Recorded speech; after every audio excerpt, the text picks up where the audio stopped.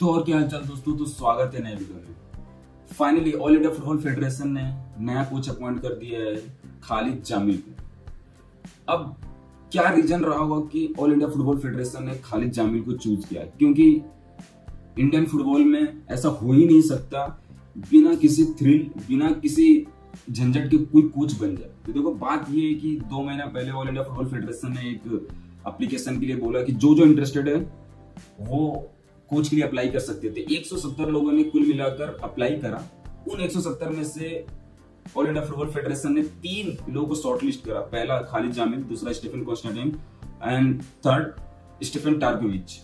पहली बात की मैं पर्सनली मेरा जो शॉर्टलिस्ट मैं जिनको चाहता था वो लोग इस लिस्ट में तो नहीं थे, ऑब्वियसली नॉट, ये नहीं थे। लेकिन ऐसा हुआ कि देखो, मुझे क्या लगता है कि खालिद जामिल जो कोच बने हैं ये already all India football federation ने डिसाइड कर लिया था। 2 महीना पहले ही डिसाइड कर लिया था। इन्होंने एप्लीकेशन बस एक पीआर, एक प्रोसेस फॉलो करने के लिए किया कि लोग को लगेगा कि हम एक तरीका फॉलो कर रहे हैं, एक प्रोसेस फॉलो कर रहे हैं, उस प्रोसेस के थ्रू जाएंगे और उसमें से एक कोच या मैनेजर को लेकर आएंगे।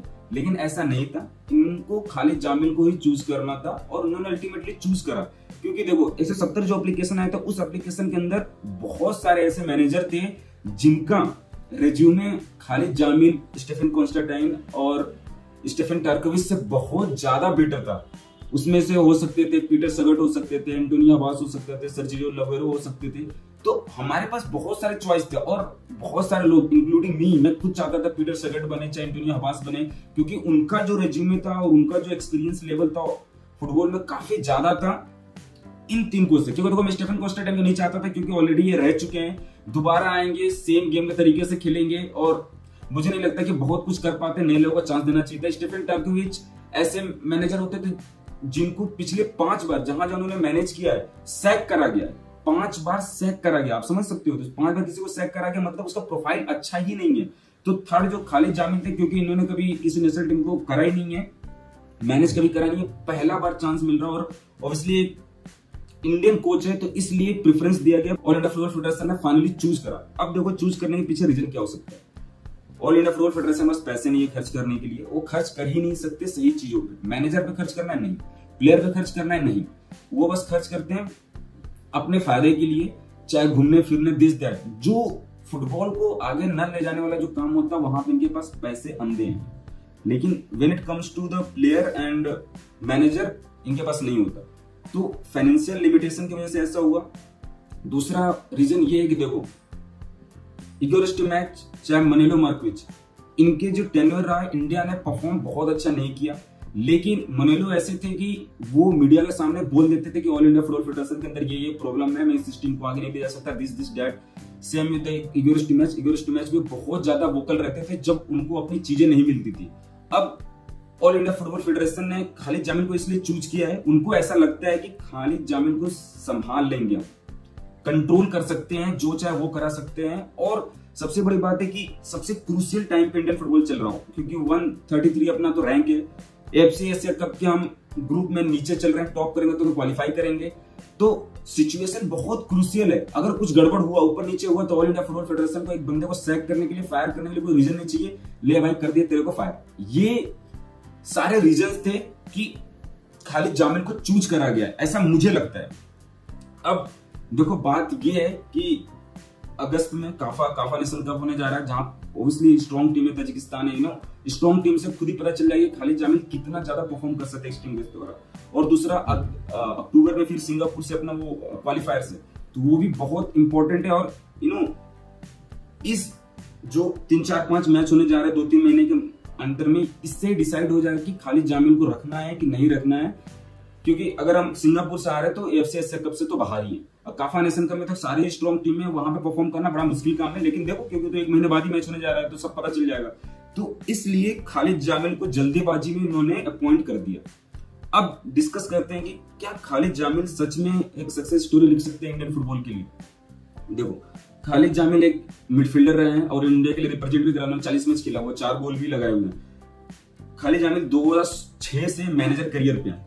अब खालिद जामिल का बहुत एक्सपीरियंस तो नहीं है, इंटरनेशनल एक्सपीरियंस नहीं है, लेकिन लोकल टीम्स और जो क्लब्स इंडियन क्लब है उनके साथ इनका परफॉर्मेंस अच्छा रहा है एवरेज प्लेयरों के साथ।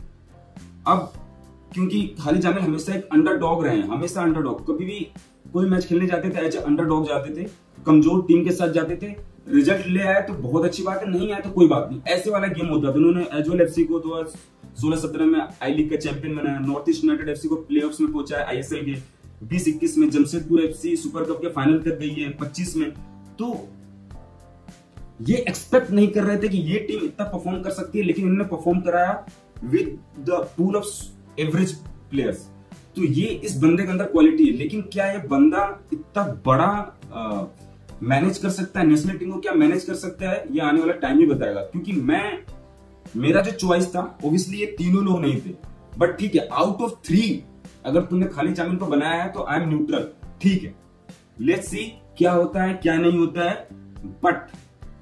But all India football federation का यहाँ इतनी ज्यादा प्रॉब्लम दिखती है भाई, इनके पास कुछ नहीं था, मैनेजर बस चूज करना था खालिद जामिल को।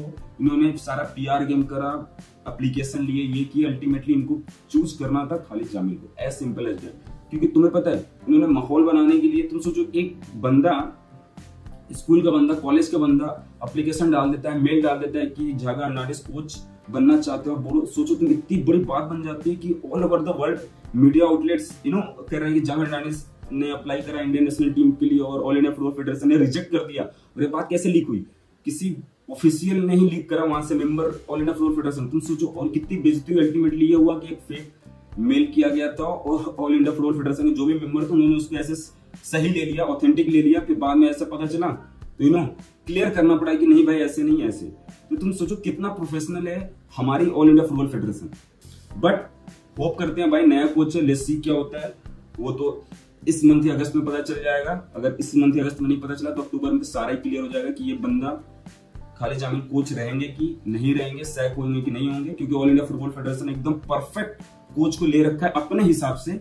बट हु नोज भाई, ऐसा थोड़ी कि तुम कंट्रोल कर ही सकते हो खालिद जामिल को, नहीं भी कर सकते हो। और जो गेम स्टाइल है खालिद जामिल का वही है, देखो, man to man marking, counter पे अटैक करेंगे, सेट पीस पे गोल लाएंगे। मतलब स्टेफन कॉन्स्टेंटाइन का जो गेम प्लान होता था वैसे ही खालिद जामिल का भी सेम गेम प्लान है।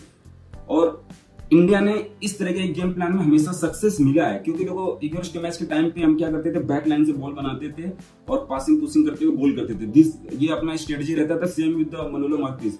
बट ये चीज खालिद जामिल के साथ नहीं है। वो वर्क रेट, हार्ड वर्क में बंदा बिलीव करता है। अगर आप स्ट्राइकर हो, मिडफील्डर हो, अटैकिंग मिडफील्डर हो, अगर बॉल आपने लूज करी तब जाके बॉल प्रेस करो, बॉल छीनो और कॉम्पैक्ट रहो। तो हार्ड वर्क में करता है बिलीव। लेट्स सी अब क्या होता है, कौन से प्लेयर को लाता है, कौन खालिद जामिल की जो सिस्टम है उसमें फिट बैठता है और क्या रिजल्ट आता है, वो तो बहुत जल्दी पता चल जाएगा।